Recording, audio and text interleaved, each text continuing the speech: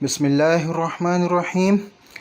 Matric class اور 9 class کے exams کے حوالے سے، اور ان کے ایڈمٹ کارڈ کے حوالے سے، ان کے سینٹرز کے حوالے سے اور ان کے رول نمبرز کے حوالے سے نئی ویڈیو کے ساتھ حاضر ہیں۔ یہ آپ کے سامنے جو ہے چند لسٹیں نظر آ رہی ہیں، ٹھیک ہے۔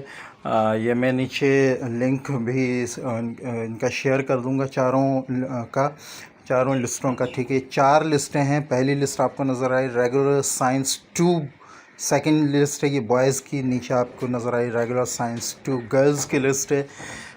تیسری آپ کو ریگولر سائنس 1 گرلز کی اور ریگولر سائنس 1 بوائز کی نظر آ رہی ہے، ٹھیک ہے۔